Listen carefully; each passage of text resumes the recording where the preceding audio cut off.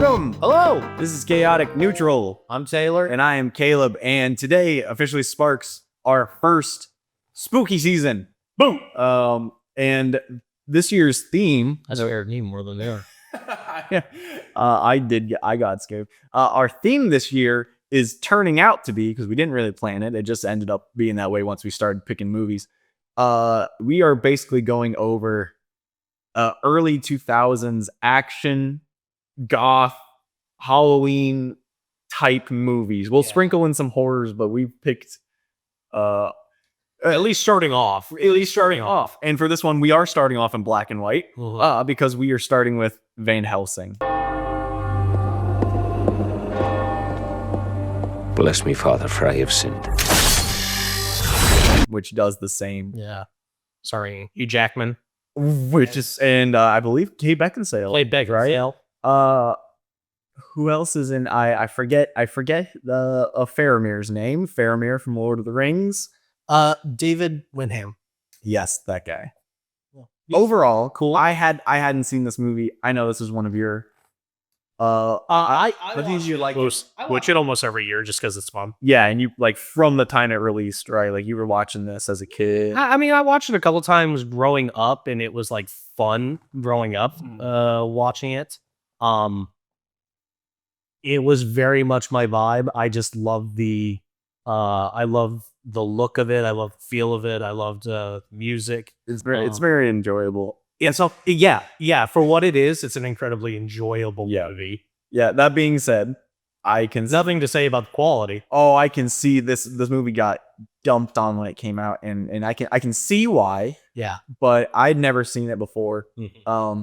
And I gotta say, I had an absolute blast. Yeah, watching it. You can't have a bad time watching it. You'll have to try. No, it was like there were there were things that made me go, I'm watching a bad movie, but then they'd throw like 10 insane things back to back to back, and you'd forget whatever you had a problem with.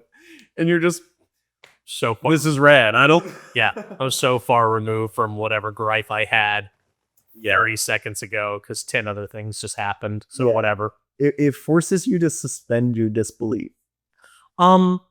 Yeah. The movie, I don't know, because we were talking while we were watching it, and we were saying like the movie would have a tone problem if it wasn't consistently tone deaf. Yeah. So it kind of carries that like roller coaster. It's not. It doesn't. They don't know what. It doesn't like take off and go real high or real dark lows. It kind of just goes that real. Yeah. You know, in like a smaller amusement park where you're on a roller coaster and it has that one straight section that's just whoa. Yeah. It does that the entire movie. Sometimes it goes a little higher, but not much. Yeah. As soon as the movie started, I'm watching it. I'm like, oh, this is campy. This is corny. They're just missing on some things because obviously this is supposed to be a serious movie. And then I think like 10 minutes into it, I looked at you and I was like, this is a comedy, right? Yeah, like it's coded. Yeah, and watching a little bit of the behind the scenes, it's like they know what they're making. Oh yeah, no, right? Like this was not a surprise that this movie came out and people are like, what the fuck is this? This is really weird. Yeah. It's like they knew they were making just a weird piece of fun vampire hunting. We're making a movie. It's before the dark universe idea ever was like a glint in anyone's eye kind of thing. No Dracula Untold, no I Frankenstein, no The Mummy. Yeah. It's where I tie all the Universal monsters together. Not all, but most. Wait, this wasn't a Universal movie, was it? No, I don't believe so. I feel like it might have to be. No, I think it was. Oh, I know it was lower budget. What wasn't that? And the cast members themselves called it a low budget movie. The director called it a low budget movie. But like, what do you call a low? Like, what exactly is a low budget? Well, when they say low budget, I assume independently financed and not through like a Universal. That would be massive. 160 to 170 million. They made 300.2 million in the box office. That's better than so it wasn't a That's technically a success. That's technically it's Like, success. they didn't- I think it was just a critical flaw. which is fair. On Which is fair. Because to an audience member, unless you like I settle on this is a comedy, I'm having a blast. If you go in really and if you watch the trailers, they do kind of tee it up like this is a serious movie. They got Hugh Jackman, who's a big name actor. If you go in there expecting a serious movie, you're gonna be kind of let that. thrown. You're gonna be thrown. Yeah. Definitely. You're not gonna really know where to put your stand on it. Again, the movie is like consistently pulling and pushing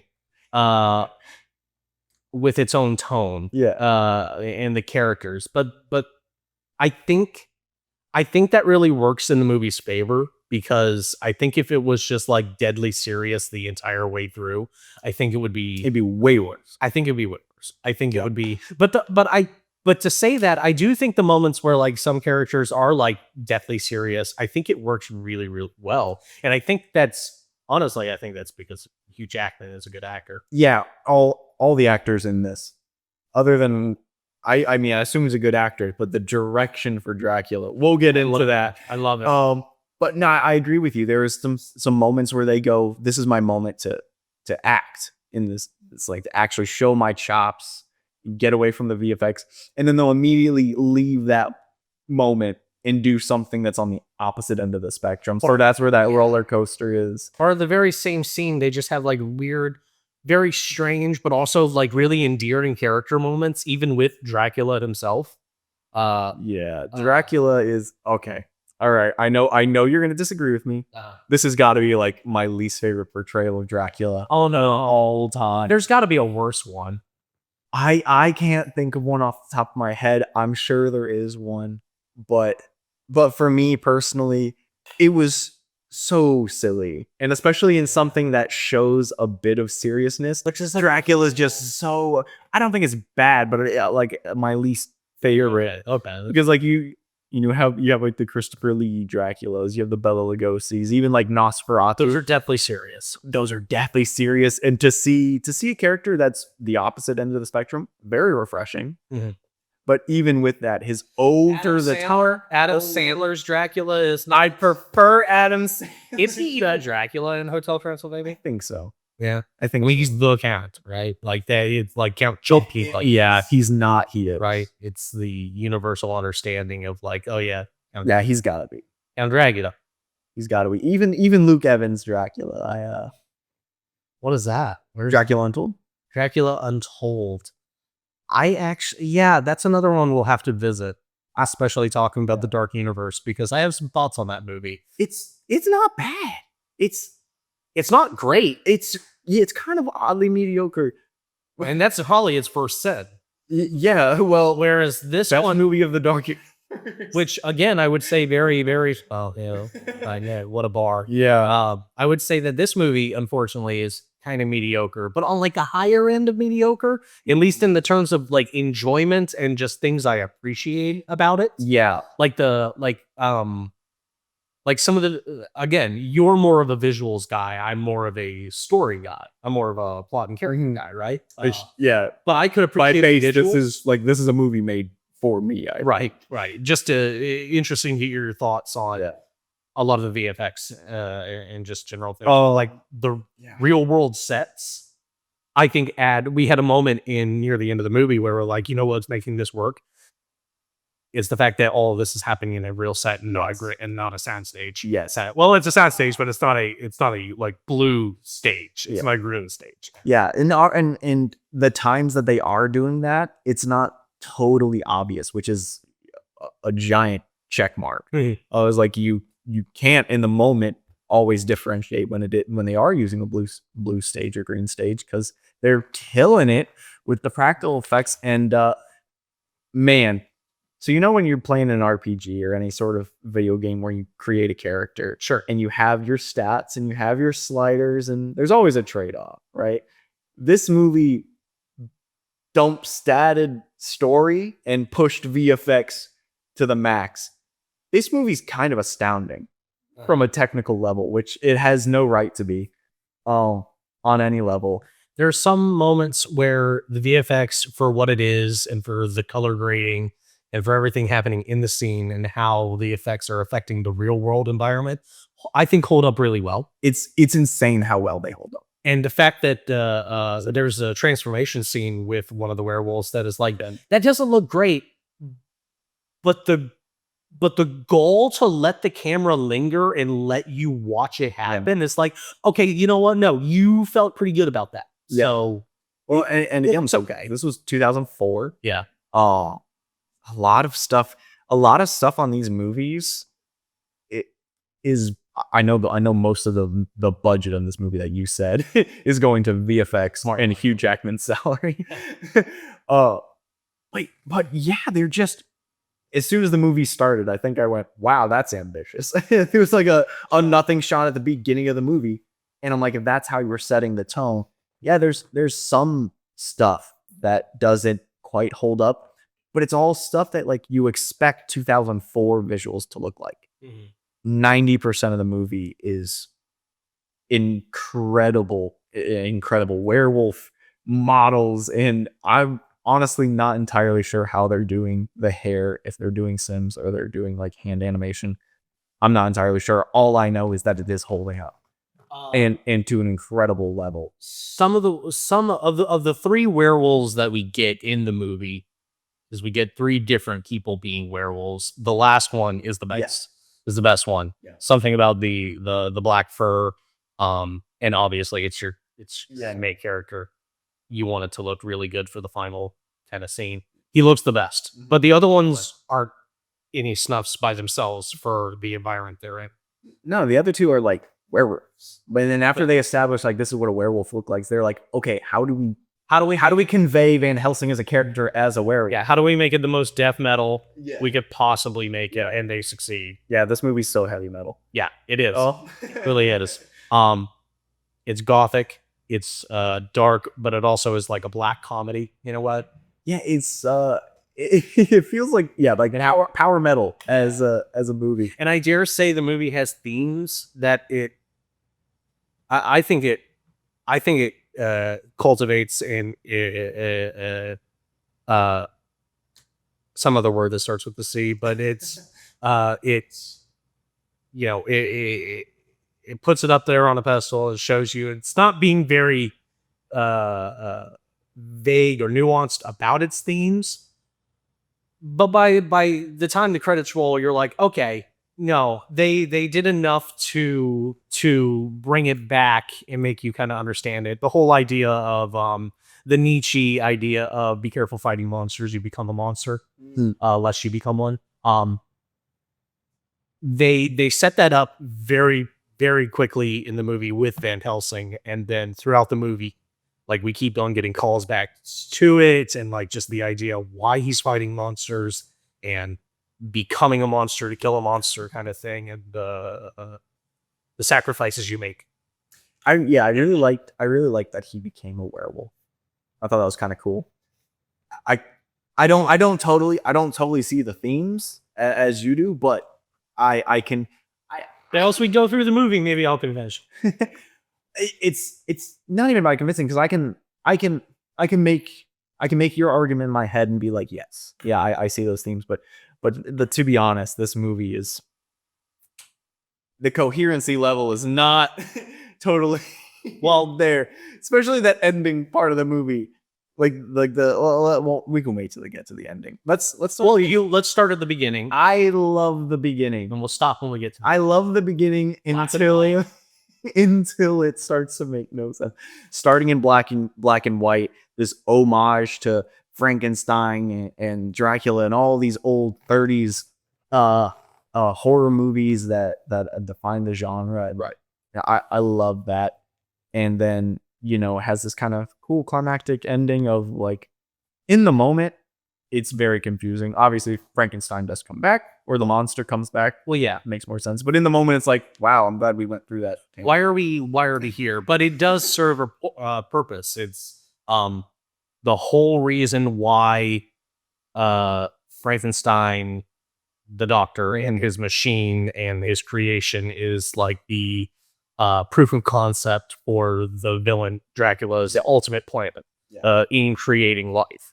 I think it sets it up perfectly fine, and I think um, I think it does an excellent job of introducing our villain.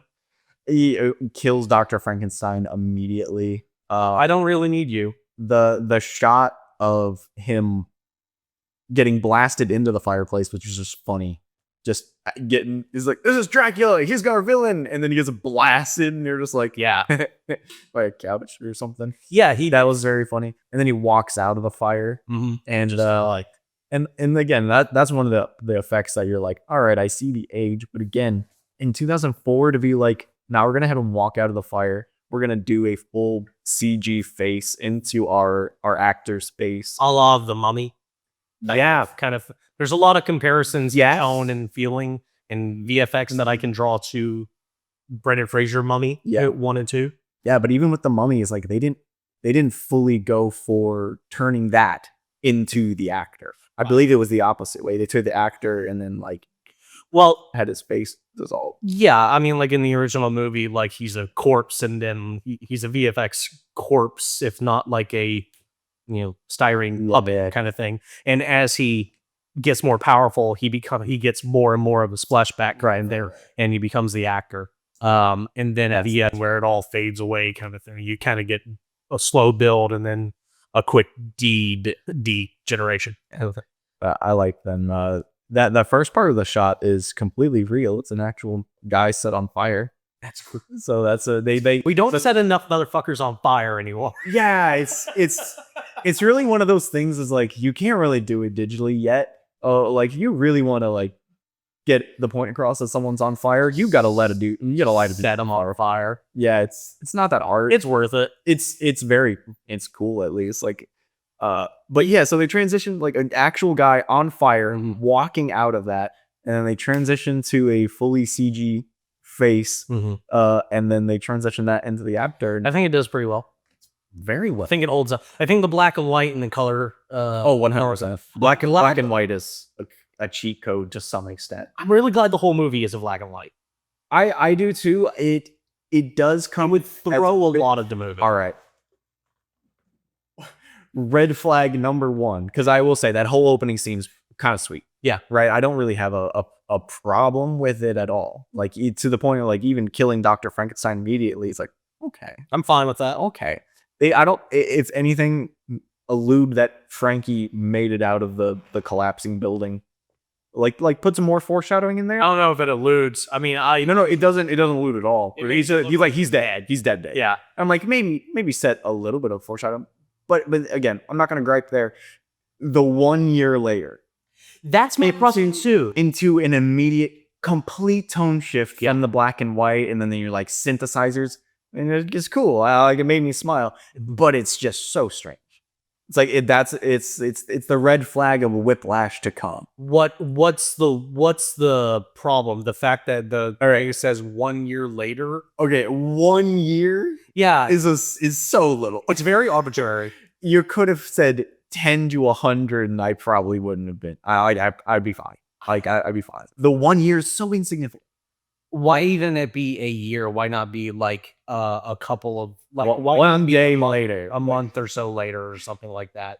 Like a whole year of that going on.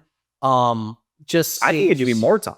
I think it should be less. Interesting. Well, because you have Dr. Frankenstein getting killed. Also, I want to go back just a second and go. I really love just the very simple, no CGI, no composite shots of anything. I love the use of establishing Dracula's speed and powers and his teleportation kind of feel of. There's a shot where Victor is just like looking behind him and talking to Dracula, and then he turns around to look at the monster, and then Dracula from the other side of the table like gets in his face. Is like, and like he's startled, but he looks back and he's more confused as to how the hell he got on the other side. Yeah, I didn't like that he looked back because it felt campy. It's a little campy. Yeah, it's like because in that moment I would have been, whoa, how the fuck? Why would you ever take your eyes off of him? yeah. But I agree. Love that. That's so cool. It's like not even like a whoosh. Like not even like that he's traveling. Like, No, he's just there. He's just there. Oh, that's so scary. That's very cool. Yeah. That's a very cool like yeah, I'm power dynamic, just to be like, this guy's faster than you think, way faster than even. yeah. Kim didn't have to show. No, you didn't have to use any VFX at all. You're 100% right. But yes. So I argue that it should be longer because of the aesthetic shift. All right, we went from old Universal to what they're doing now, and with this heavy metal vibe and the hard VFX and all that How stuff. long? I think like 10 years. Again, it's Dracula. It's Frankenstein. None of these guys have to age. None of that plot has to happen immediately. It kind of almost, I think it actually makes more sense for Dracula's character if it does take, he got so close and then had to wait a long time to get close again. It being the 1 year and a tone shift, to me, it's so fast. It's like 1 year later and the whole world is not black and white anymore, right? It is how it feels. Okay, I can kind of see that. I would make almost the exact same argument in the other way of saying like it really doesn't matter how long it is. I think it would make a lot more sense that there would be more urgency that this experiment happened, and the when we get to the Vatican and like the explanation of what's going on, and why Van Helsing is being sent is because this Count Valerin, like the he's been missing for 12 months. It's like, oh well, that's the same amount of time, but like that doesn't really. Yeah, that doesn't like it gets mentioned again, but it almost lampshaded, but it's like not much of a thing. So my whole thing is like, if it's like a month later of being like, yes, we've been in contact, and then it went dark, so we're sending you out there to deal with this. We think he's dealing with Dracula. Mm-hmm. You'd think they'd know it's Dracula faster. Especially with, yeah, you're 100% right. Yeah, because they then during that whole section 2, they established that time means absolutely nothing because they bounce from Transylvania to Budapest to the Vatican, and they're just like, time means nothing. France to Vatican City to Transylvania, just like faster than Indiana Jones. Yeah. So it's they have that one Indiana Jones montage, but before that, they're just like, nope, we're here, and then we're here. Yeah, which I'm not wholly against because it is shown. I don't. It's not a Star Wars wipe effect of like, okay, now we're transitioning. You're giving me a static shot of where we are and a little name placard that says where we are. I'm fine with it. I'm okay with it. I think later in the movie, it's more of a problem than the beginning of the movie. It just goes back to that inconsistency. Yes. Really. It's like, the travel montage really matters later on in the movie. But in the beginning of the movie, we're just teleporting because there's almost the same thing as in the beginning, at least. No sense of urgency and a sense of urgency. It's like, oh, Dracula has this plan. But it's 1 year later. It takes 12 months for us to feel this sense of urgency. Maybe you should go check this out. And then once we do, it's like there's so much of a sense of urgency that we have to teleport from place to place to get there. Yeah. And then once we actually get in that place, it's like, no, we have all the time in the world. We don't actually have to deal with this at all. Yeah. Again, you're right. It's a consistency thing. I was just thinking as you were breaking down that first scene, and you're like, no, it does actually really set up Dracula's character and the motivations and stuff. You're right. The overall story of this movie isn't bad. The script is fucking horrendous, and the direction is all over the place. I think some parts of the script are actually really good. Well, again, you felt the need to say some parts, right? Because a lot of it's not. On the whole, we were making fun of this, like Frankie and Van Helsing every now and then just drop a fucking bar. Yeah. But then there's also moments that are like very tense moment, campy little beat for no fucking reason. Whee! It's just like, what is going on? Again, I would have more issue with it if it was like more inconsistent in that way. Yeah. It just feels, at least that's the most, that's the bar. Yeah. Whereas everything else of the movie isn't. Yeah. Oh man, but now we're it's a lot of fun. It's a lot of fun. It's the important thing to kind of carry on through the movie because you have more fun as the movie goes on. Yeah. It also sets up Frankenstein, not so much as a character, but you get a little bit because I mean, he's born that night, and like he says his first word, why, and it's like, okay, Yeah.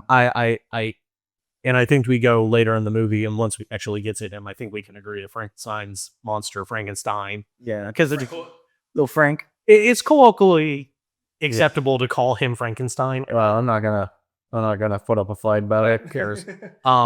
He's a really cool character, and he does really, really well in this. Yeah, the take on him is very interesting. Everything that's reimagined in this movie is refreshing. Mhm. Like, I love when people just take chances, like, and reimagine things and fuck with things and try to subvert expectations. And overall, I think Frankie is one of the better characters in this movie, Mhm. and it makes him better that, they're swinging for the fence on VFX, and they're like, all right, we want to have Frankenstein, so we're gonna employ that. So they got part of his head that you can like see into, And it comes apart. and it comes apart at one point and puts it back together, and it's a very ingenious use in a movie that, anything can happen, to show that, like, oh, this one character is made up of separate parts, it is a monster. I'm glad that we got that kind of love and affection towards Frankie and not Hyde. Even though I'll be honest with you, I really love Hyde quite a bit. I don't know what it is. Yeah. I just find it so endearing. There is an animated prequel to this movie, which so the real cool thing about this movie is that it's a mixture of a bunch of the different Universal monster movies. So the prequel, which is just an animated straight to dollar store bin DVD, is about Jack the Ripper, Dr. Jekyll and Mr. Hyde, Yeah. being the same guy. Yeah, I like how they alluded to that. They're like, oh, I missed you in London. And it was just such a throwaway line. Yeah. It was like one of those barbs that just come out of nowhere. No, you bloody didn't. And he's got this Okay. he's got this big hole. That's what I'm I missed you in London. Banger. You got, it's just a fucking Help me good. And I'm just like, one end to the other. That didn't heal? Crazy. You just got nothing there. Your arm is fully functioning. You're missing 60% of your He's mass. massive. He's massive. Your entire lower triceps gone. He's the size of a space marine. He's huge. So you know what it is with Hyde. You're gonna hate this. So we're in Terrace. Okay, so how I feel about Hyde. And I do think you're gonna hate the steak. He's reverse Jar Jar Binks for me. I really like the portrayal.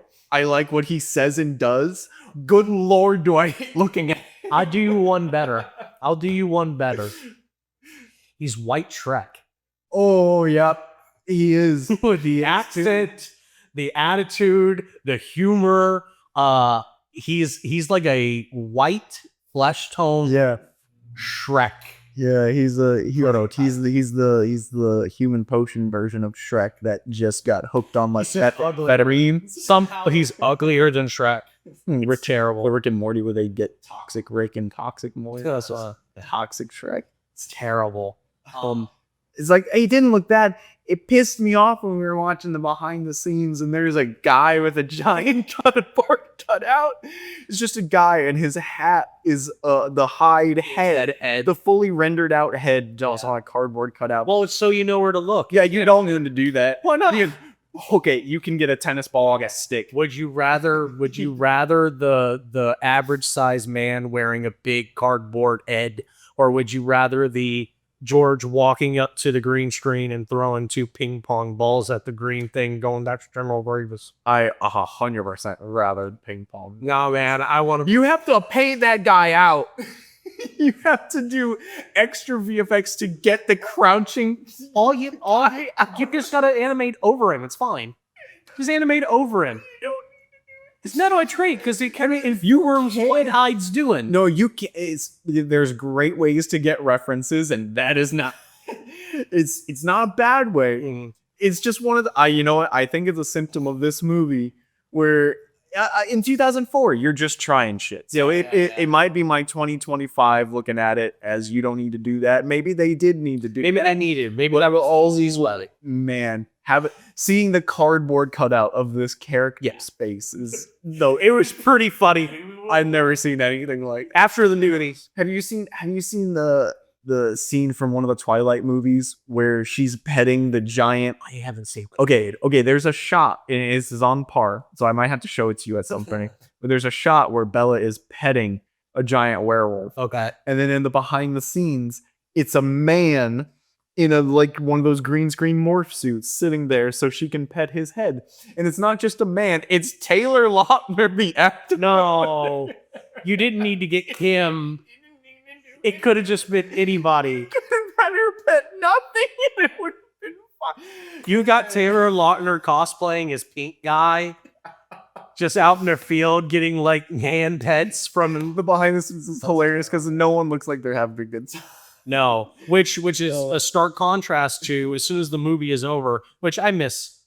There used to 2000s bloopers and 2000 credits, yeah. DVD menus go so fucking hard at it. Yeah, they do. And then the movie's over and it takes you right to the special features, and the first thing on there is bloopers. It's like good.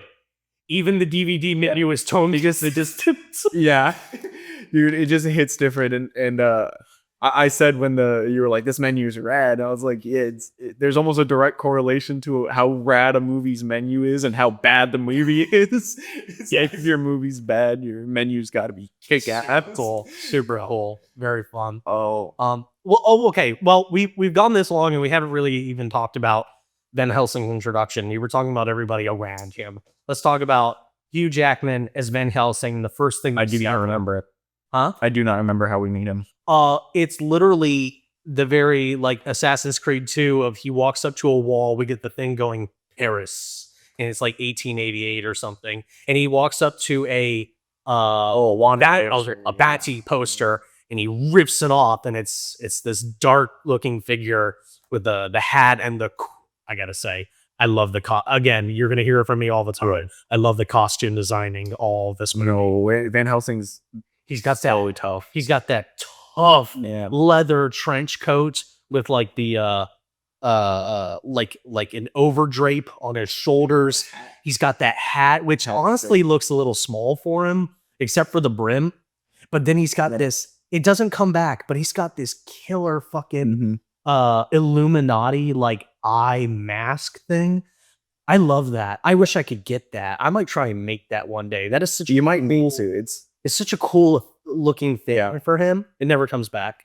Yeah, that's sad. Yeah, it's a great introduction, a great looking character. I don't know what witchcraft they got to have Hugh Jackman in this movie. Yeah, that's interesting. Like, how did he sign up for this? But I want to work.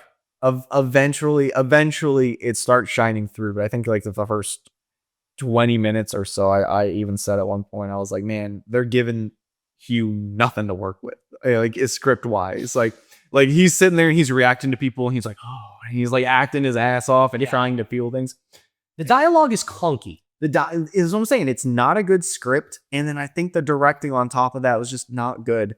And so you're watching like world class actors just like not struggle, but it's like you can tell that they're like bullshitting their way through an assignment. They're like, all right, well, I'm gonna do my thing, and it's like sometimes inconsistent, and then eventually the script comes around in the I'd say second half of the movie, and Hugh's got some banger bars, and he's turning into a werewolf. Yeah, he's got that to grapple with. I think having, again, we're mixing a lot of ideas, and I think you run a risk of like losing out on that in case you ever wanted to use ideas again. But there's never going to be a sequel to this. There was never ever going to be one. No. But the idea of like, okay, we're in Paris, we're chasing Dr. Jekyll and Mr. Hyde, and it's alluded to like he's Jack the Ripper. Yep. And he climbs Notre Dame. He's the hunchback. Yeah, I caught that too. Cinema. Yeah. You know, that's such a cool. That's perfect.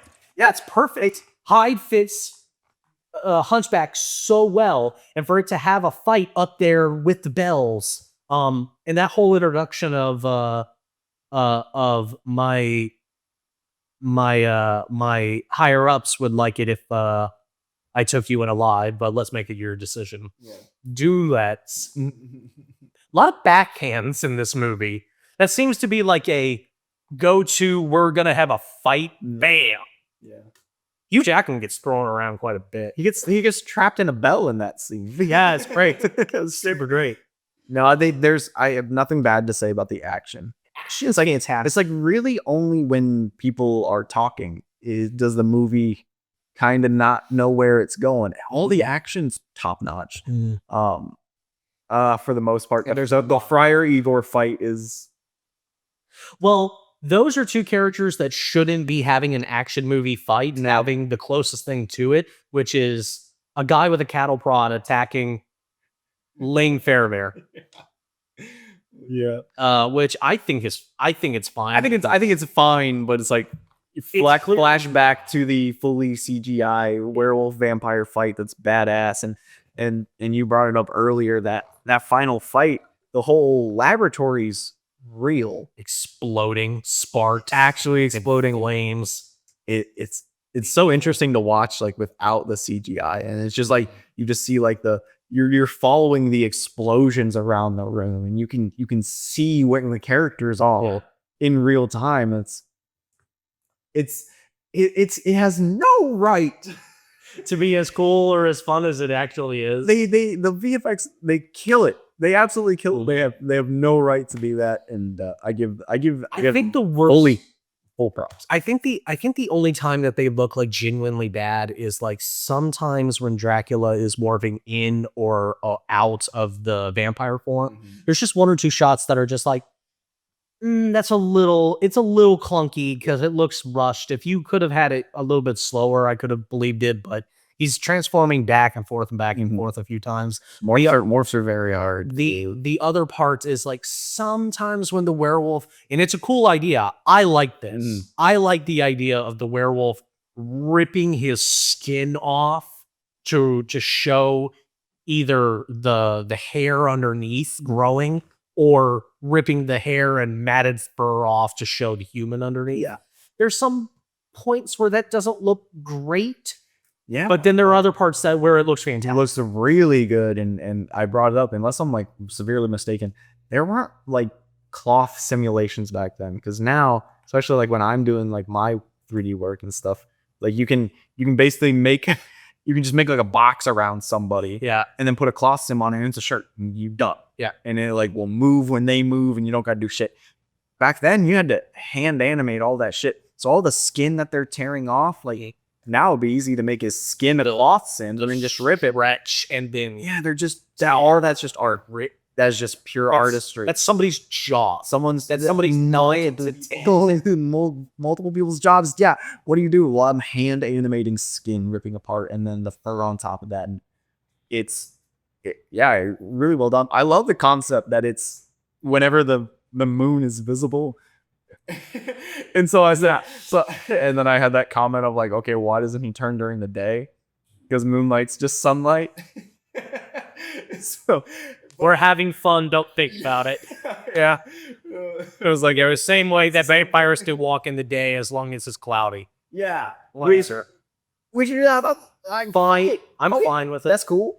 I like it. That's kind of why in the original John Skeleton's putting the skin back on it. Yeah, it's back out. It's like I ripped this. That's why Dracula wants to go to London. Partially is because the weather sucks ass the entire time. Yeah. You can just see and fun. You go walking down the street. For UVs, that'll bet you. It's not the daytime. Well, it's a Victorian, so he's got 90 layers, so it's okay.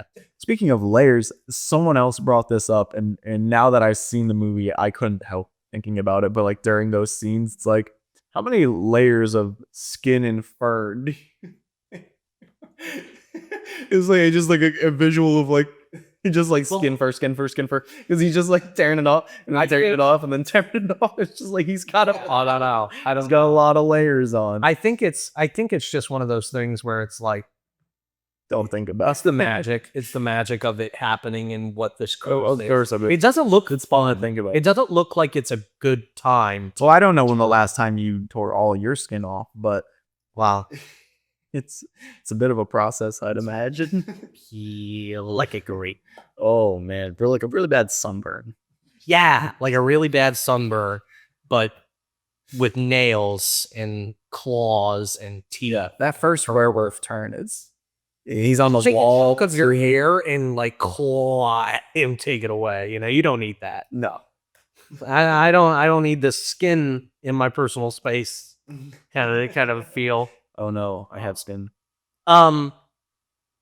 So the theming, Mhm. the idea, we get it very early on with the Jekyll, the Hyde fight, where again the tone is really weird because like you have this like kind of serious like brawl between this like superhuman sized character and Hugh Jackman.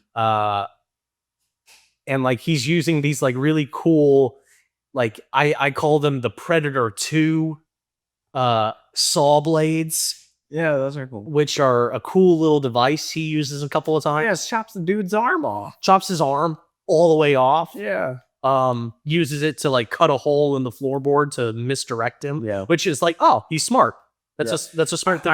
I love that move because he like cut it out and I'm like, oh, that's fun. And then it like shows the underside of the bellies and that. And I was like, that's better. That's even better. That's better. That's really fun. Misdirection. He gets launched through the roof, and like you have that like really fun moment where Hyde is just like, Paris, and he picks him up and he goes, I think you'll find the view rather spectacular. And he's just hamming it up the whole time. So they have the back and forth, and they're just doing like cartoon Looney Tunes, like swinging and like goofy. That dark gun he has. This is going through. Okay. All right. That thing's All right. wrong. Okay. Okay. That is better than Batman's grappling hook. I had such a problem with that. Yeah, part. you didn't like that one? No. Okay. I liked it because they like shot through him, right? Then what happens, right? He uses that to break his fall completely. Yeah. And then like pulls Hyde off the roof later. I'm like, okay, so he is stronger pulling. I had to stand up for this. He is stronger pulling Hyde than his full grown man weight falling at the force of gravity. That doesn't pull him off the roof, but Hugh Jackman going with his back muscles. Because of that. No, the physics say fucking absolutely not. I think it's the idea of like, wow, Hyde wasn't expecting that, and No, it is. I'm saying the physics are so batshit wrong that it completely like I was like, all right, that's not how that would my work. problem is That's not how that would work. the problem there isn't with that, with Hugh Jackman pulling Hyde down off the ledge. It's Hyde grabbing the line, my turn, and flinging him the entire way up and over back to the top of Notre Dame. Yeah. It's That's the one where it's like, okay, his arm should be gone. yeah, Right. Exactly. Let go of the thing.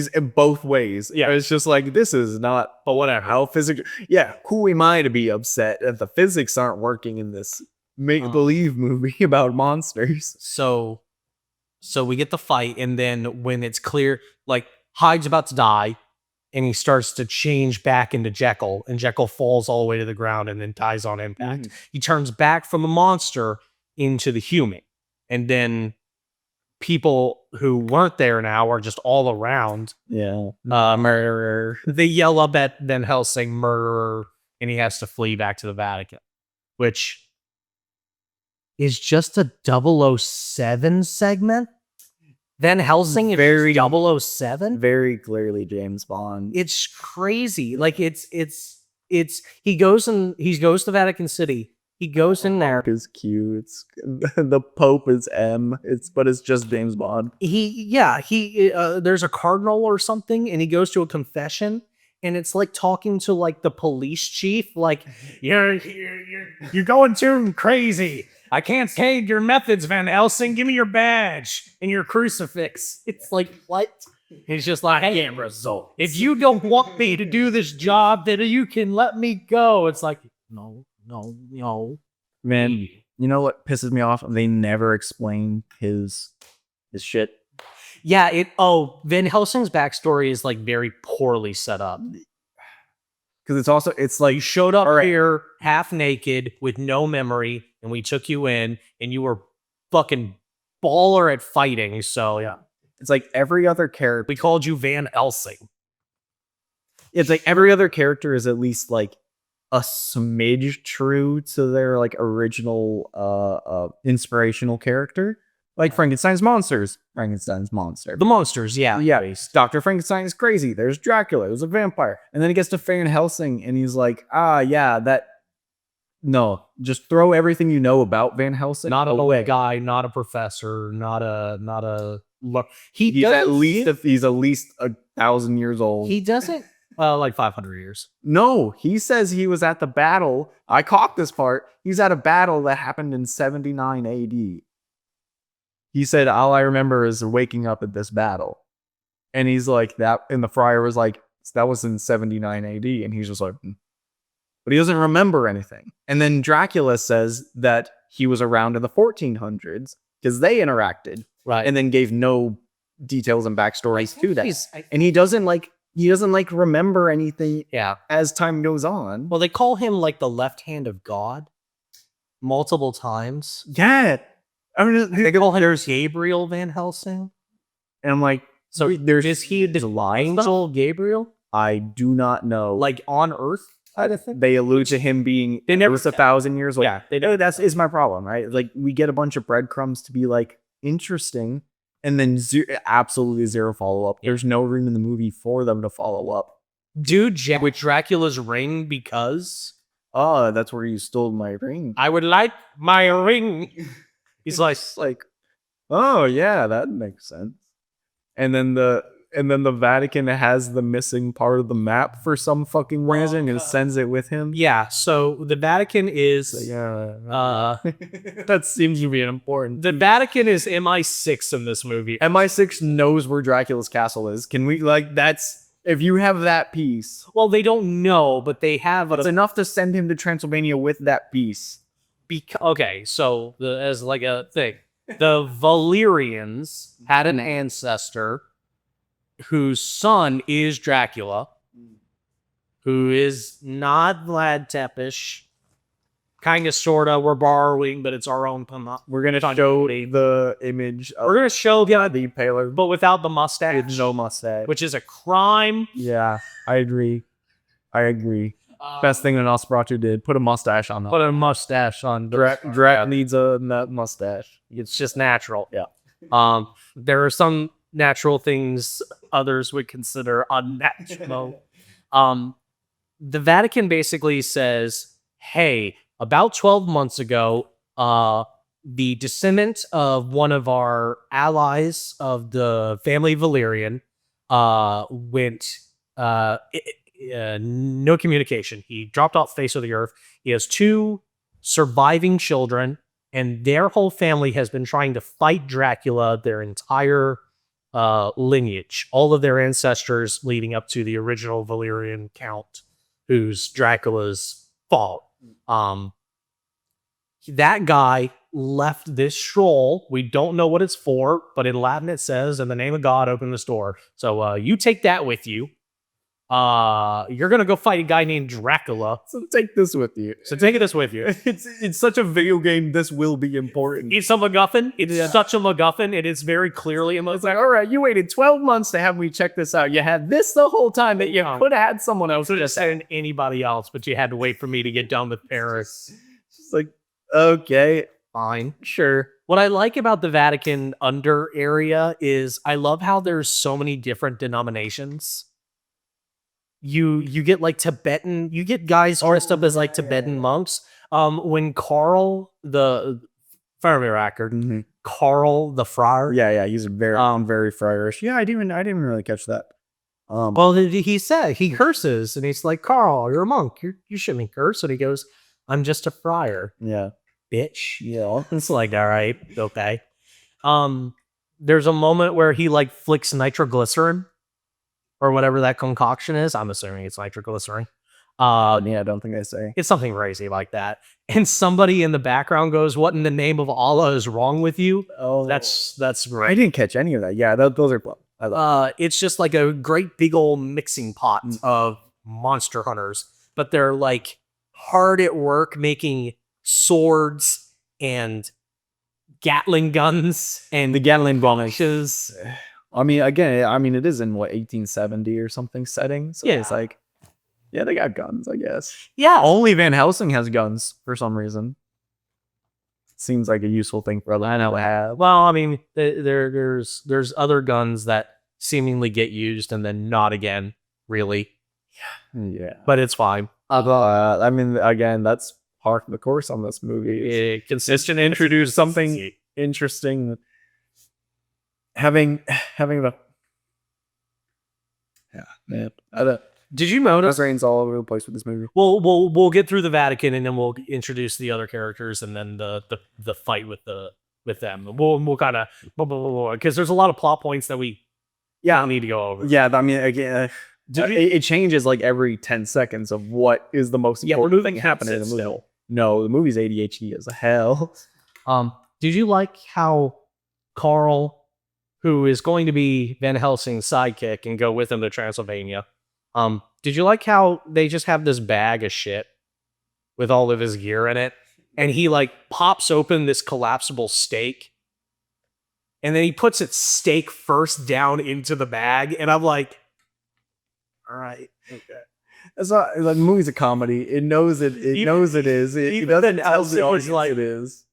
Yeah, it's just Carl seems like the only character who's tonally in the world, or like is it knowledgeable of like how the tone of the world should be. It's like everyone else is taking it super seriously, and Carl's just like, nah, dude, this whole world like this. You don't got to take this. It's all crazy and nuts, and I don't want to be here, but I'm here. Yeah.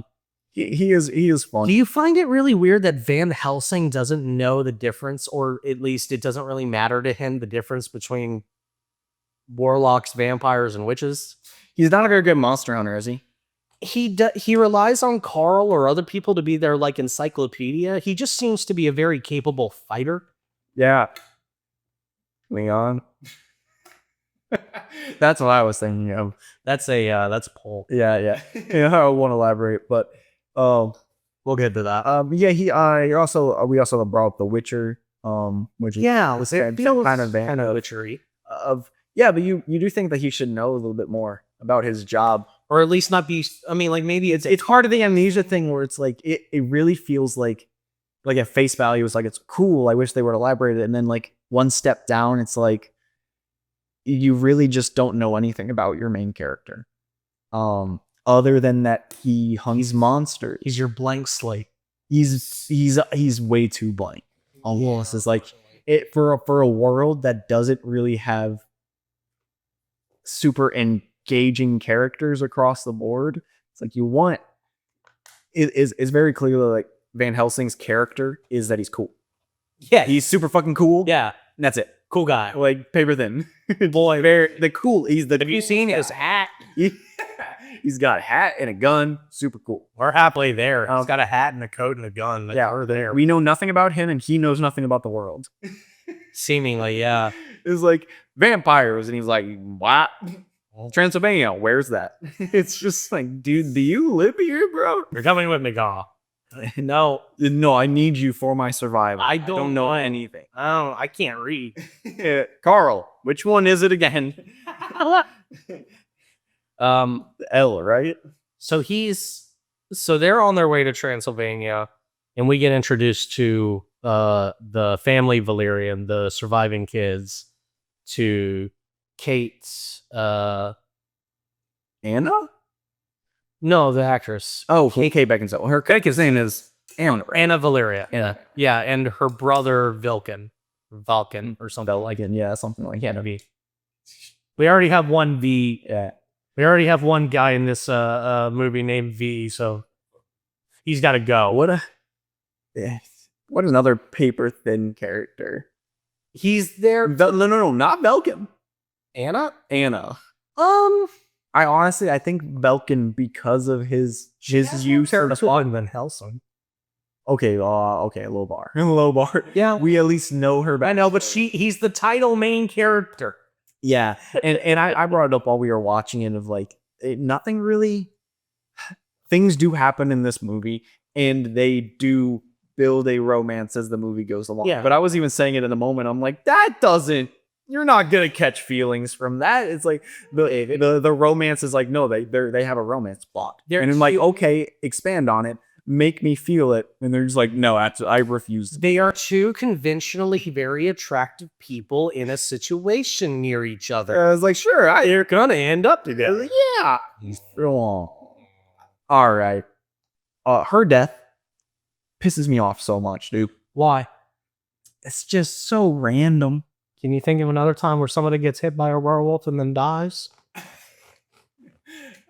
To be fair, the gravedigger got hit by a werewolf and then he died. All right, so physics don't matter when it's in France on the break, but physics matter integrally when it's your romance character at the end of the movie. Hey man, Fuck off. werewolves hit like a semi truck. We had one character get physically rocked earlier in the movie by a werewolf and then end up in a grave, so he's dead.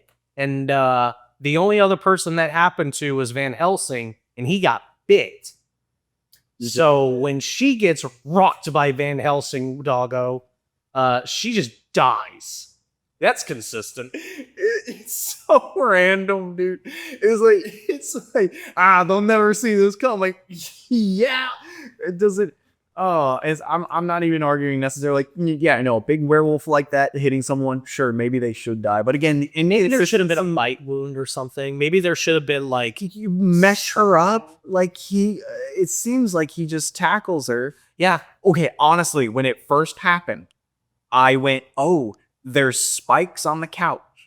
And she got pushed into something sharp. No, she got pushed onto the She got pushed onto the softest object in this fucking room. Yeah. And dies. And just dies. No stab, no wound, like no nothing. She The just, Gwen Stacy thing of like her neck got snapped by the concussive force. if that is going to be the case, you need to make that incredibly apparent. Well, her eyes were wide open, and she, No. I mean, in the moment, hit slow motion, give me a neck snap noise, do an insert shot of her head smacking against the wall, and do something to alert me that this was the moment that killed her. you don't want. Not just move away and have her be dead. Maybe it's like that boxer thing. Have you ever heard where like some people will be like internally decapitated? Kind of thing. Because earlier in the movie, she's fighting one of the other brides, and she's getting rocked. She's getting flung about and that's true. and she's getting thrown into the sides. No, maybe she was dead before she got there, and that was just the last little. That makes me even more mad. I know. She got into a toe-to-toe fight with a vampire, survived, but like getting tackled onto a couch kills her. Hey, man. Again, sure, if that's the explanation, make it abundantly clear that that is the explanation. No, I know. And then don't just like bamf to a random location of putting her in the ground and then leaving. Like to have that be your ending to this thing. For all of my defenses, yeah, that is a very particularly mild movie. But Like I had so much fun during this movie. I don't want to leave it like that. I know. You didn't have to kill her at all. Like you really did. Well, I think, Caleb, you just need to look on the brighter side of death. Oh, it's so hard to see. You don't want to see it until you're dead. The brightest side of David. We're joking about it when her face pops up in the cloud. Yeah. And there it is. That's the bright. Like a JoJo character's death. Like, oh, She full on Mufasa. yep, Mufasa. Van Helsing. You don't remember who you are. Van Helsing, my son. Look, Oh, it's so weird, dude. And then Frankie's just deciding to go on a cruise at the end of the movie. yeah, I don't know about that. Maybe he's going to Antarctica. I don't know. He's. Well, I think The best parts about this movie is where all the ham is. It's the brides being just chewing the scenery and being these gorgeous femme fatales and Yeah, very cool characters. The brides are very fun. With everybody so melodramatic, it's like I think all the vampires nail the tone. I think everyone else takes it way too seriously. It's a stage. It should be a stage play that has VFX. that's hard to do though. And they're like actress. It's like this Greek tragedy they've been performing, and Yeah. they're wonderful. They're absolutely wonderful. Yeah, they do feel like if you've ever seen that recording of Oedipus, with a really cool Greek mask. Yeah. They do feel like my favorite one, where they're all one of the scenes where they're praying to Apollo, and they just keep saying Apollo. Yeah. Yeah, it's over the top. It's easy. intentionally It's perfect. over the top to convey. And yeah, no, the whole thing, like, it does feel more like a stage play than it does. It's a piece of theater. It's like, you wouldn't go to a theater and watch something like that and be like, this is bad. You'd be like, this is very artsy. You're like, I mean, I might still come away with it and say that it's bad. No, I've watched 8 times. I have watched some weird ass plays. My sister was in some troops in college, and I saw some interesting Greek tragedies that they were in, modern Greek tragedies, and they're intentionally weird like that. So I didn't dislike those parts at all, and when they're in vampire mode, I like that they change. Yeah, they're like normal people until they want to be vampires, and then it's like this mix in between. Yeah, that's cool. I think that's super cool because their costuming like is part of that. All the aesthetics of this movie are cool. They're like very interesting reimaginings. Just rapid fire. Some of the fun parts of it is, again, it can't be overstated how great I think this Dracula is. He may be your not your favorite rendition of it, but his delivery, his charm, like just going from like almost bored to 11 out of 10 of like reacting to like pain stimulus, and then going to, are you done? We good? Can we move on to the next thing? Let's get this below. Him eating the crucifix burn was pretty sick. The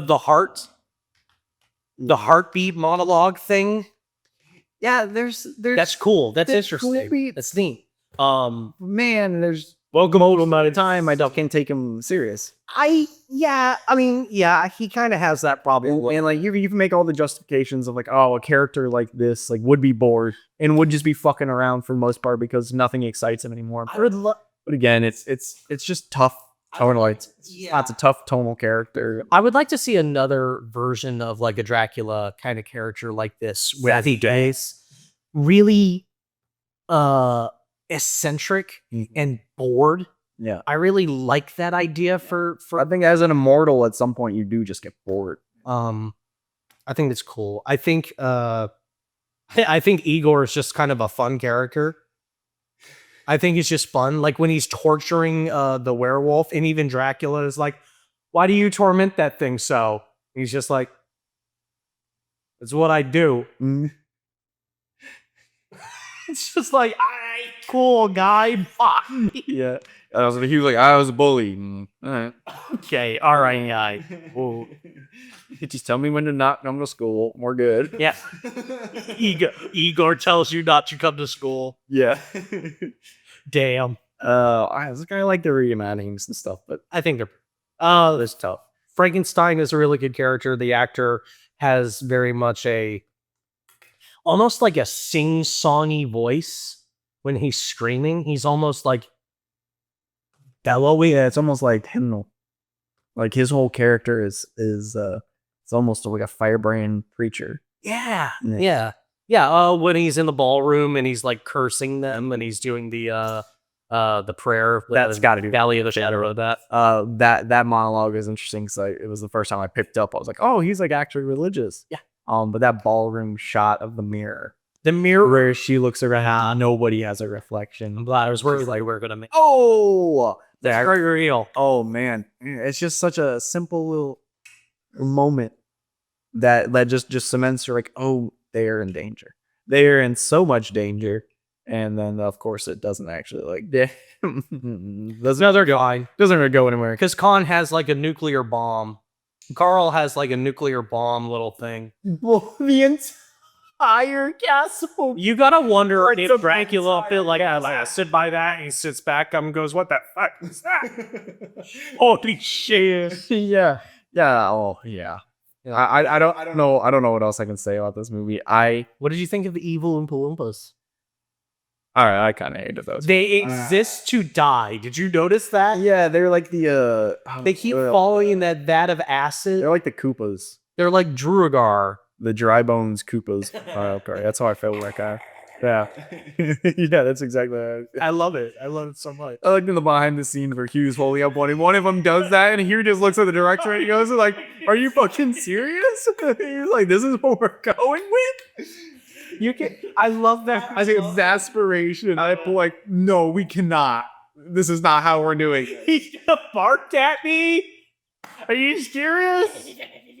I love it. I find that so endearing. And like they're all running around and like getting set on fire or falling in vats of acid. They exist to die. And it's so funny every time.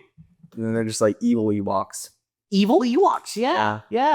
I didn't like them. I mean, it didn't dare. This is weird because I'm usually I think it's because I like them is because they were born to die kind of thing. That does seem remote. Yeah, they're not cute and cuddly. No, so it's okay. So it's fine. Nobody will give me shit for wanting to just go Doomslayer on these little bastards. I don't mind it. I think it's fun. All right, what do you rate the movie? Oh man, so this is weird and with the rating system that we have because we've talked mostly about movies that we either I guess actually fight. Yeah, James and her teeth. This is just a fun movie. I do think it falls a little too much. There's too much wrong with it for it to be a good movie, but I'm gonna put it at a 6 out of 10. Okay. And we know that 4 to 6 slot is kind of the dreaded mediocre alley kind of feel. But like, yeah, we need to come with this is the Bermuda Triangle of mediocrity. I like that. I like that. The mediocrity Twilight Zone. I think for all its faults, the movie just wants to have a good time. And I think it just wants you to have a good time as an audience. And I think there's enough in the movie that you can enjoy and come away with like, that was worth the price of admission to go watch and have popcorn and have a good time. You know, maybe watch it every couple of years if you really like it. I don't think it's all that bad. I don't think it's great. I think maybe if they wanted to do like there's a version of this movie that is like deathly serious that works not even nearly as much as this one does. There's a version of this movie that's too comedic. I don't think it. I honestly like. I think if they steered into the comedy, it would have been even better. I don't think it works with the visual tone. I think it's a weird for how inconsistent it is. Animated. If it was animated, it was like fully animated. I don't know. The way that Suji is. It was like I don't know. Maybe. I agree. Is like they didn't.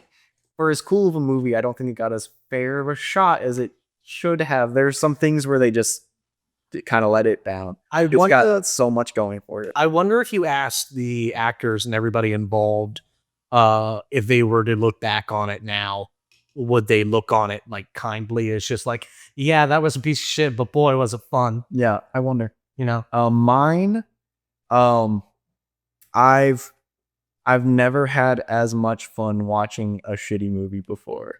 I had an absolute blast every second of it. And that's honestly what's like really screwing up me trying to rate this movie. It's was like, all right, this is a bad movie, but I had so much fun with it that it's like my heart brain's like, well, is it bad at all then? And I'm like, all right, but I still have to rate it against Jaws and Raiders. Yeah. So yes, it is. But with how much fun I had with it, I bump it up to a 4. Okay, so it's still in that triangle because of how much fun it puts it into the triangle. I do think it's genuinely pretty bad. I'm fine. But it's so fun. Like it's just so fun. So it's like sure, I'll let it be in the mediocre range because I'd watch it again. Like there's no reason really not to. I mean, it's not boring. It's definitely not boring. And it does not like if you want to have fun, watch it. Like if you want to watch a good movie, it doesn't make any sense. The movie makes fucking 0 sense. Turn your brain off, watch the damn thing. So it will make you suspend your disbelief, and that's okay because sometimes art deserves to be silly. Yeah, and like we talked about, even with the writing, like I think the writing alone is is just not good. I'm not gonna bash it again. Like we said before we started recording, it's like these movies came out over 20 years ago. Like we're not gonna go too hard on them. I'm gonna bash it, but there's gems. Yeah. And it's like the gems are what make it even worse. Where I'm like, how do that consistently? And this movie's in a 5-6 range for me as well. Do you have anything that like you come away with the movie? Like I know we kind of have a different thing on like the themes. I think the movie, it's not a glowing success, but C's get degrees kind of thing of like its theming. Like I come away with it really, really loving the scene where Frank, they find out that Van Helsing's been bitten, and it's like, now you'll become the thing you have hunted so passionately. May others be as passionate in the hunting of you.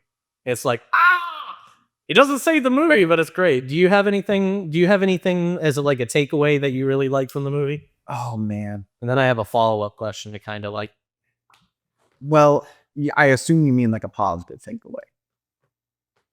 whatever. There are moments I'm trying to remember. I don't remember bits of dialogue all that well, but there were moments like that where I remember us watching and me just going like, all right.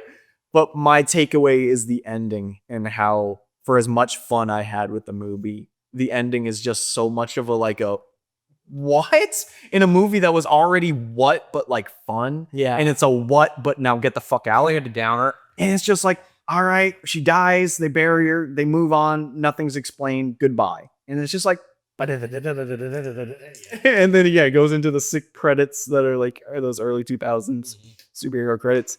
That's my takeaway is man, you could have ended that just a tad bit differently. Literally could have just had a slightly happier ending where The movie makes no sense. You didn't need to do that.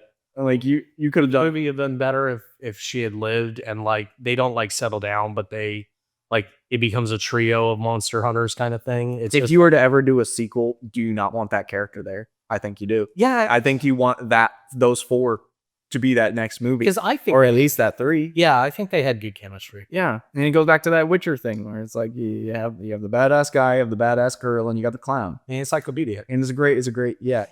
Like you Did not need to kill her in any. The only thing I can justify in my brain that is why they did that is because if Dracula died, then her family line gets to not be. They're saved, or they're saved. Yeah. And so it's like, oh, Dracula died, so now she can die and be fine.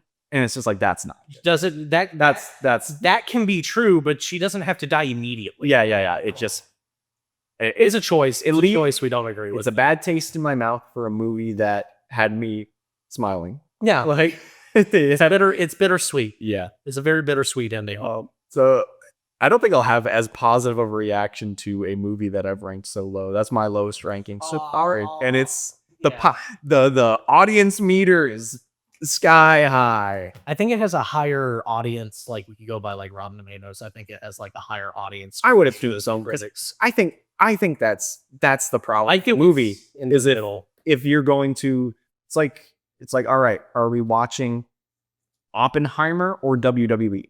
Right, those are 2 completely different things. Sure. And that's like if you just sit down and watch the movie to have fun, you're gonna love it. If you sit down to watch it and critique it, it doesn't hold up. So, do you have a question? Because I have one queued up. So I think what we really love about the movie, as we said it a couple times, is the mixture of all the different like horror icons. So, if you had to do your own Van Helsing kind of idea, what would you try and mix? Like what stories or like creepy things or like what would you try and mix together? Because we had Hyde and Notre Dame. We had Dracula using the Frankenstein technology. We had Wolfman being a pawn of Dracula, things like that. Yeah, we had basically the big 3. I'd put the creature from the Black Lagoon in there. Yeah. I as a comedic character, that'd be very funny. Kind of fuck with that Hellboy Abe dynamic, and has to be the creature of the Black Lagoon, and just kind of go that route, like how the Hellboy movies are, honestly. How they're dark and a little silly at times, but they lean into the stylization, so it works out. I love the heavy metal, so I think I'd kind of keep all the heavy metal stuff, but Creature from the Black Lagoon, or maybe a Wendigo. Yeah, that'd be cool. That'd be Yeah. cool. I was thinking zombies. Zombies would be cool too. I was thinking like zombies, or at least like vengeful spirits. Ghosts. Little ghosts. Yeah, I think that'd be cool. That'd be fun. How do you fight a non-physical entity, or how do you fight like a horde? Because they kind of had that going, Carl. But yeah, no, that's cool. And Helsing. Van Helsing. Thank you for joining us. If you are still here, please like and subscribe, and jump in the comments with I don't know. What should they jump in the comments with? Why don't you tell us? Why don't you tell us your version? What if you were going to like a mixture of some of the classic horror, Hammer horror films, Universal horror movies, or go with that Witcher aesthetic and mix kind of folklore? What would you do to put like a monster hunter like Van Helsing up against? Let us know. That'd be cool. Yeah. I'd love to see that. I love that kind of idea. Yeah. Late edition, the Blob. He's got it's the Blob. Yeah. Until otherwise, see you Tuesday. Goodbye. Bye bye. Boom.